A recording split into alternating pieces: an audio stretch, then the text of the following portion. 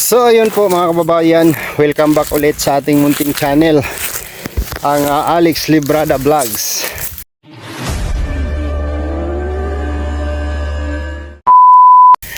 So isang mapagpalang araw po sa ating lahat mga kababayan.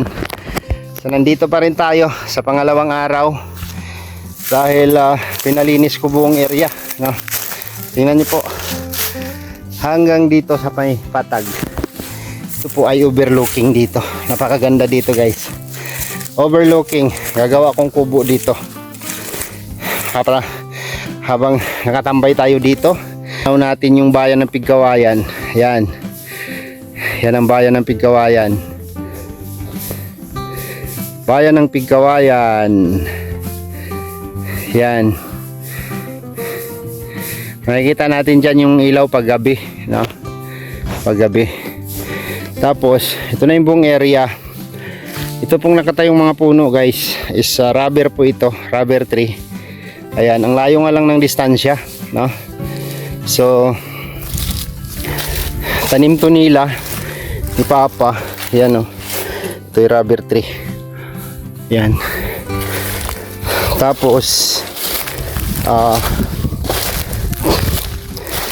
ito yung medyo patag. Ito yung pinakatuktok ng bundok namin. Ayun yung niyugan ng brother ko. Yan, niyugan ng brother ko yan, sa area niya. Puro niyug na yan. Yan. Wow. Tapos itong sa akin, dyan lang, kapiraso lang. Ayan lang yung mga niyug ko. Yan, si Brad Tatang nagtanim yan. So mula dito, mula doon, sinumpisahan namin pala kahapon dito, ay natapos na nila. Nagtabas kasi bumili lang akong ulam sa bayan. So dito guys, nayari na nila dito. Abot pala dito yung nato, hardwood na kahoy guys. Abot siya dito. Hindi namin tinatanggal yan, yung mga walang kwentang kahoy lang, no? Katulad nito, no?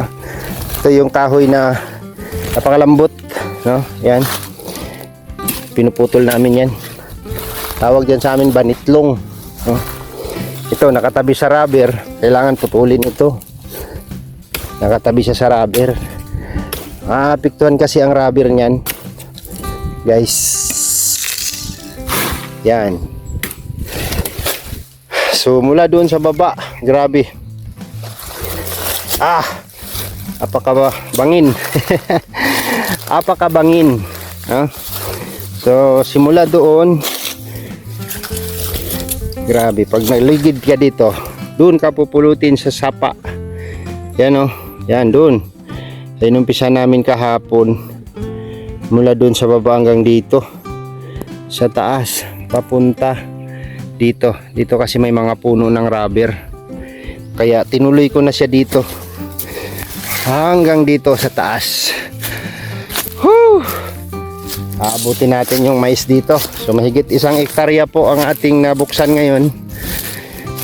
Mahigit 1 hectare yung ating na open, nalinis, no? So itong mga damo na to, hahayaan na lang naming mabubulok to dito kasi hindi ito pwedeng sunugin. Hindi ito pwedeng sunugin dito.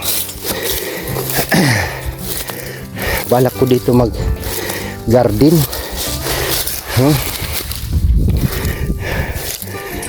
puro rubber. Tapos yan sa baba, gubat na yan dyan. Yan na yung mga malalambot na kahoy lang, yan, hanagdong. The rest dito, puro rubber na siya. And then gigitnaan ko ng niyog ito, itong gitna ng rubber papunta doon. Lahat ng gitna ng rubber tirahin ko ng niyog sa gitna.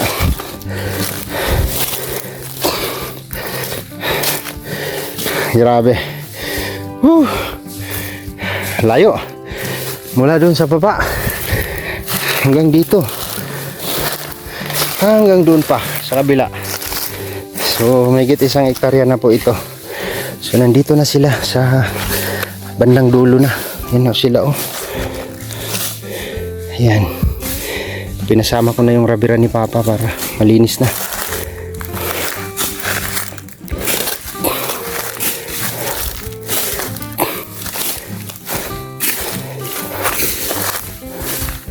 Saka na ka mo de.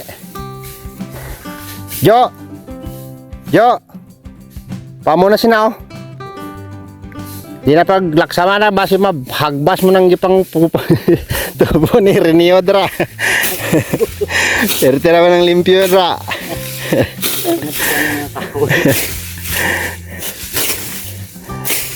Plano niya mag ano ng kape. Oh, sabi ko may rubber na. Tapos magtatanim pa akong niyog.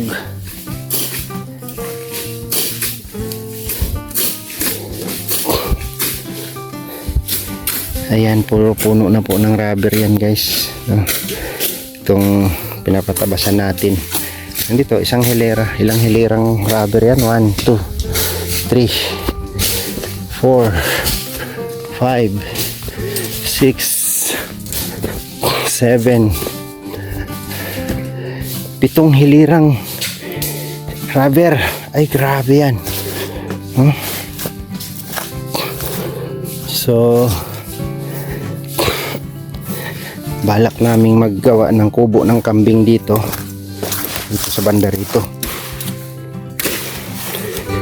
Dito oh, kahit dito siguro gagawa kaming kubo. Hindi lang pwede tong mabalot tong bakod yung rubber kasi pakangat-ngati ng kambing. So dito tayo sa walang rubber, open tayo dito. Wow, ang ganda dito guys kapag nakalagay ako ng kubo dito, no? Lalagay yung kubo dito, simpleng kubo lang, tapos tambayan, yung tanawin andyan, matatanaw mo yung lawak ng kabundukan. O di ba ganon. Dito natin ilalagay yung kamarin ng kambing para pag tumubo yung mga damo mayroon silang kakainin. O di ba? Ang ganda, hanggang doon pa yan. Doon sa baba.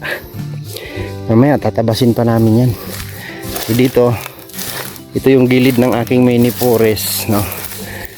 Balak kong ipapalinis din ito para magandang tingnan, no?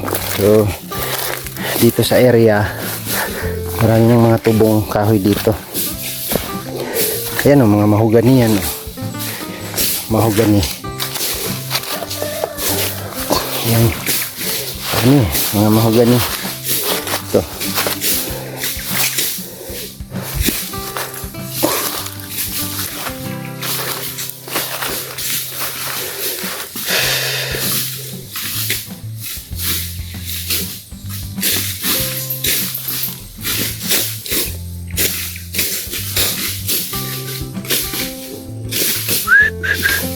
Oh, grabe wash leak ni Dodong ah.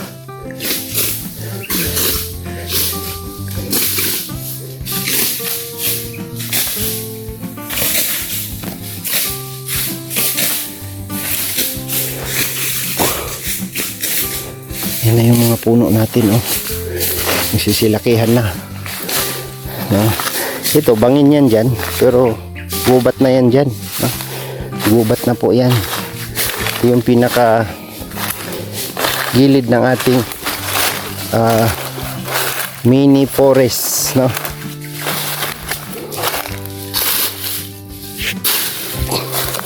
Ito, hindi natin pwedeng sunugin to dito kasi susunog yung ano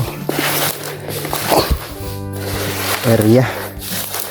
Bawal tayo magsunog dito kasi may mga punong kahoy, may mga rubber pa rin dito.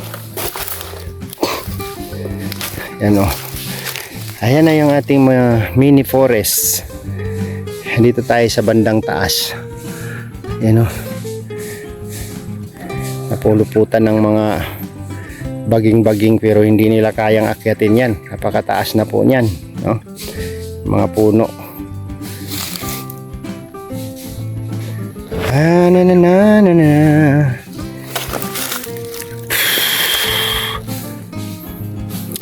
Kahilira pa lang Jemelina dito.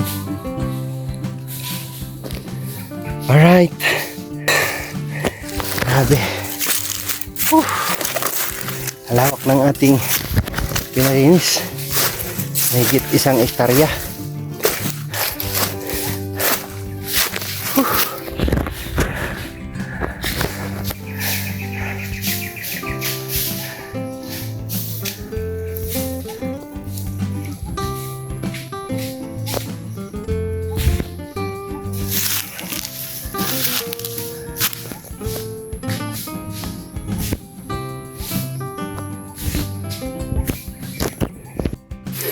Ganda ng lupa.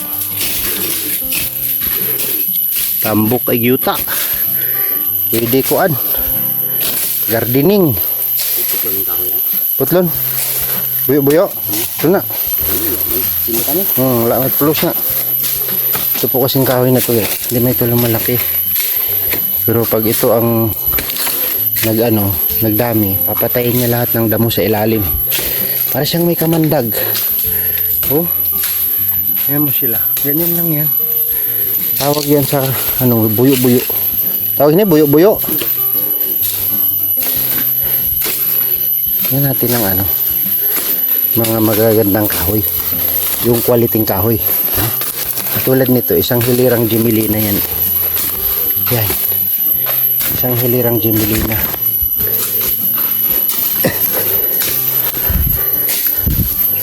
Pawa ang linad na bong.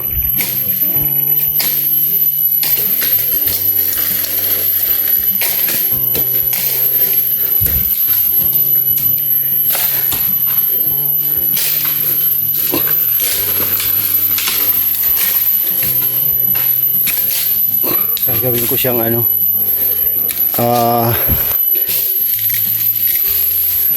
taniman ng bell pepper, yung atsal kung tawagin, no? Atsal lang doon sa dulo, pwede.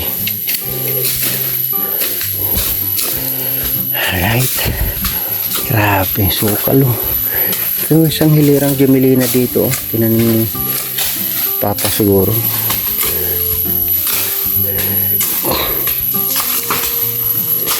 Ito, pag nalinis siya, yung mga damong walang kwenta, ayan po yung kawayan na parang gumagapang siya, no? Ayan po yung ginagawang yung tawag ng sa bukid no na liyang, no? Liyang. Ayan, tawag po sa amin yung pawa. Para din siyang kawayan, parang bamboo din siya, pero hindi siya yung lumalaki. Gumagapang lang siya, guys. Ayan papunta doon. Yun yung kinukuha ng mga tribo para gawing bayong, no? Gawing bilao, ganyan. So doon sa baba, yan, forest na po yan dyan. Forestry na yan dyan, forestry. So dito lang tayo banda magpa-clearing hanggang doon, paket sa taas. Alright, itong Gemilina, mabilis lang ito lumaki, guys. Lalo na pag malinis siya lagi, mabilis lang ito lumaki, promise.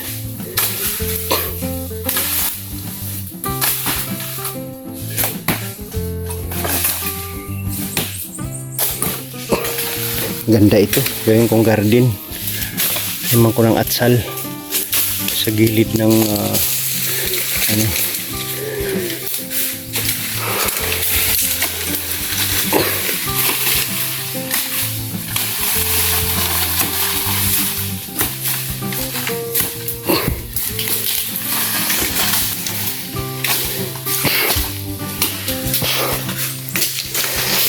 la la la la. Buyo, buyo.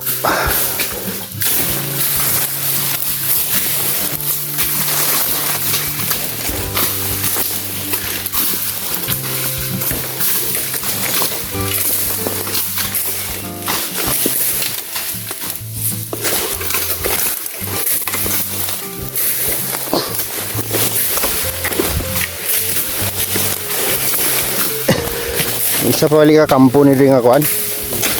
Sa kakampo nga lawaan. Diri gali ang baga oh.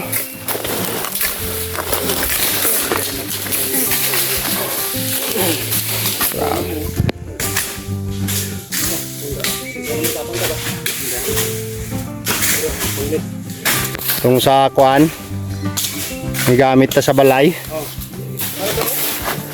Dre o, dito.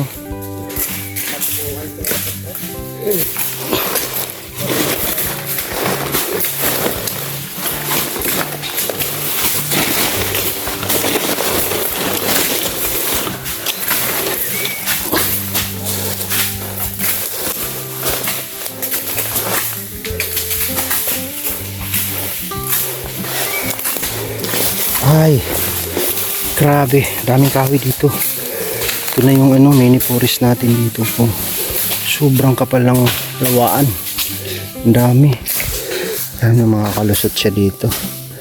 Kaya malinis natin siya.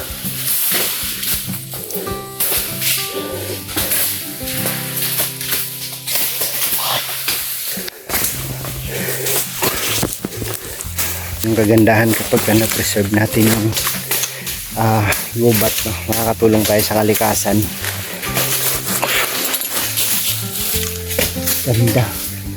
Gandang area ito. Taniman ko ng asal.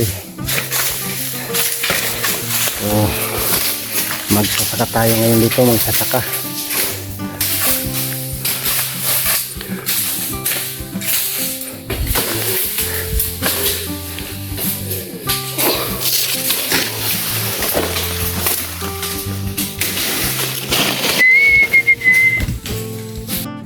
So ayan, tapos na ang ating pagpatabas dito sa ating area. Grabe, sobrang lawak ng ating napalinisan, no? So 10 tao, 2 araw na tabas, no?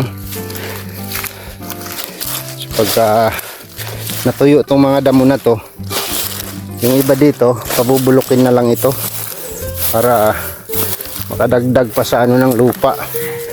Tapos yung area dyan sa baba pwedeng garden, no? Gawin nating atsalan, no? Yung bell pepper yan sa gilid, yun sa katabi sa unahan, yun ang linis ng lupa nila puro mangga yung tanim. Namumunga na yung mangga dyan. Tapos dito sa akin, pupunuin ko ito ng niyog lahat. Yung gitna ng rubber na yan, titirahin ko ng isang hilerang niyog dito sa gitna. Grabe ang lawak. So tapos na tayong magpalinis sa area ngayong araw. Ang next ko po ay gagawin na yung kubo po ng kambing dyan sa area na yan, sa may puno na yan yan, para presko sila. Dyan ko sila lagyan ng kubo at saka bakod para maganda yung tanawin ng mga kambing, guys. Tingnan nyo naman, ang ganda ng tanawin. So malinis na siya yung ating isang area, no? So dito po sa ating pangalawang project, guys, marami po tayong gagawin dito. At magtatanim po ako dito ng mga 1 hektaryang maisan para sa ating alagang manok at baboy, no? Para sa ating alagang manok at baboy. So yung gubat na yan dyan, preserve yan, pinipreserve ko yan para makatulong tayo sa kalikasan. So ito namang mga rubber ay napapakinabangan po ito. Yung nandyan sa kabila ay nahaharbisan na po yan. Ito hindi pa ito nampisahan, no? Yung mga rubber dito, rubber tree. Ang ganda ng paligid kapag nalinis, no? Maluwag sa mata, guys, lalo na pag natanggal itong mga damo na to. So tumpok-tumpukin ko to katulad nito, tumpok-tumpukin ko yan, tapos sindihan para malinis tong area, itong patag. Iba yung puno ng madre kakao dito, kinakain ng kambing to, guys. Madri kakao. Yan oh. Ito. Sobrang lumaki na yung niyog dito na pangtanim. Di na ito pwede bunutin, tang umugat na yan. Sayang. So dito ang pinaka presko na area, ito Patag. Meron lang akong budget na napakagandang magawa dito ng rest house, no? Dito sa area na to. Tapos kukuha tayong tubig doon sa taas. Kadaluyan natin ang host dito. Ang ganda nito. Tambayan dito kasi overlooking. Andyan yung kabundukan sa paligid. Napaka-presko to dito kapag lalagyan natin ng dito. Kaso lang talagang pahirapan po talaga dito pag nagano ka ng bahay dito. Parang rest house lang siya, no? Tambayan. Pagka nag-ipon-ipon ng mga magkakapatid, magkapamilya. Sarap dito guys, sarap dito mag-banding ng mga family banding, no? Poodle fight, luto-luto. Tapos marami kang mga tanim na gulay dito. Wala kang problema. Walang marites, walang kapitbahay. Ang sarap sa pakiramdam, no? Grabe. Isang basa tayo sa pawis. So tumulong po tayo sa pagtabas. Ina-assist po natin yung ating mga workers, no? So maga silang natapos, kaya maga silang nakaka-relax ngayon. At uwian na maya uwian na, magkakape. Tapos uwian na. Hayahay. Mag-aalas 3 pa lang po ng hapon, no? Alas 2 pasado pa lang. Pinatigil ko na sila kasi tapos na yung target kong area. Tapos na. Mato. Wala nang problema. Ganyan lang yung maintain ng linis ng ilalim ng rubberan.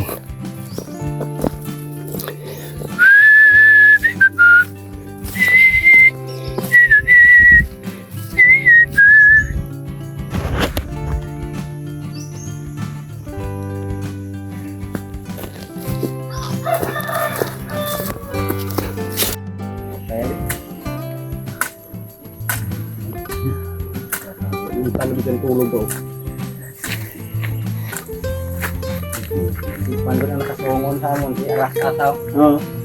Ay, binili man ko. Balik na hiniwa. Daan. Kaya yan yung nagbiraw. Panggasto. Ito ski. Panggasto tabas. Tontong. Hindi, sakay ito ski. Dito yan po naman ito. Unang nga yamag na ikuan. Aras Ataw. Dugay kasi baho ba ito nakatumbat. Hindi mo bahan na nga eh. Kaka na din, musang kaya kon tabas ito eh. Kadangaw yung ako. Giraw. Sila, doon ka malot, no? Away niya.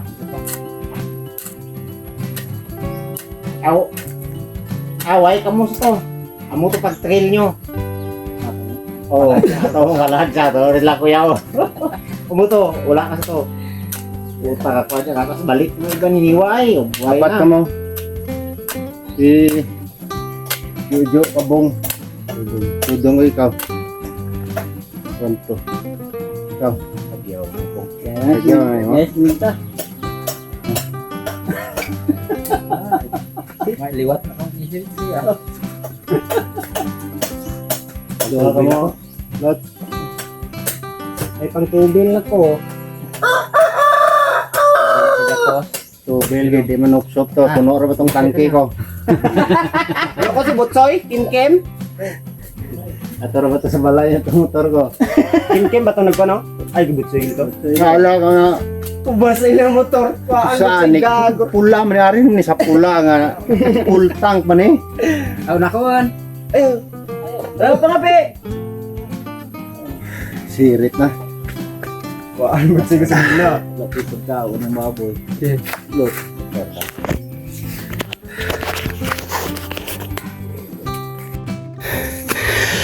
Woo! Woo hoo hoo hoo. Woo! Woo! Woo! Woo! Woo! Woo!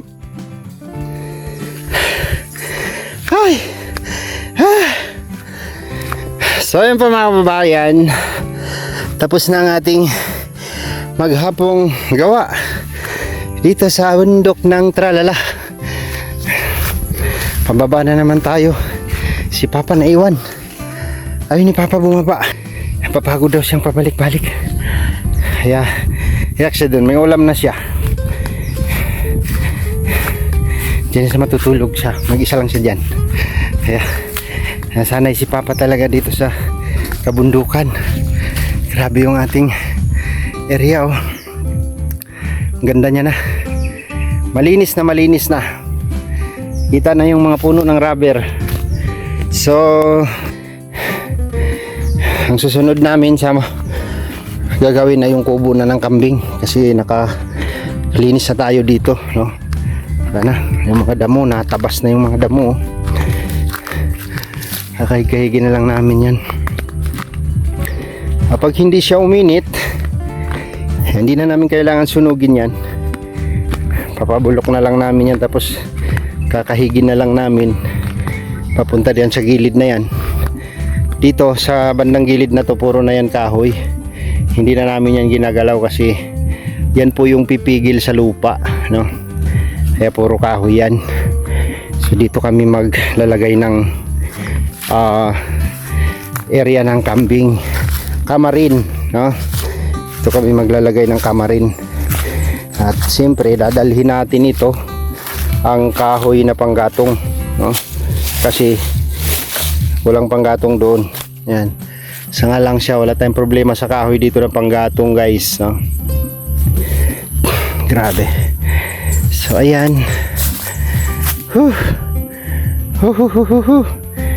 ito na yung ano ng yung ano na yan, hindi ko nagagalawin yan kasi palalakihin na natin yung mga puno diyan. Kasi landslide area yan diyan. So kailangan manatili yung mga kahoy diyan, lalaki para mapigil yung lupa, no? So itong area open siya. So dito kami maglalagay ng area ng kambing. Bahay nila dito, bahay. Tapos yan ang ano natin, mini forest diyan. Ang kahoy na yan, yung mga puno ng kahoy na malaki diyan. Diyan lang yan sila hanggang gusto nila, no? Kasi nakakatulong yan sa kalikasan. So dito sa area na to, patutubuan namin ng damo ito para sa kambing, dito. Alright, grabe. So yun mga kababayan, maraming salamat po sa inyong suporta sa aking mga upload. Sa mga nanonood at nagtiwala po sa akin, maraming salamat po sa inyong lahat. Hanggang dito na lang yung vlog at kita-kits tayo next vlog. Dito lang sa ating munting channel, dito sa aking project, dito sa bundok ng Tralala. Salamat po sa inyong lahat mga kababayan. Mag-ingat po tayong lahat saan mang sulok tayo ng mundo naroroon. At salamat ulit sa mga nagtiwala at patuloy na sumusuporta. Bye bye muna and God bless mga kababayan. Bye bye po.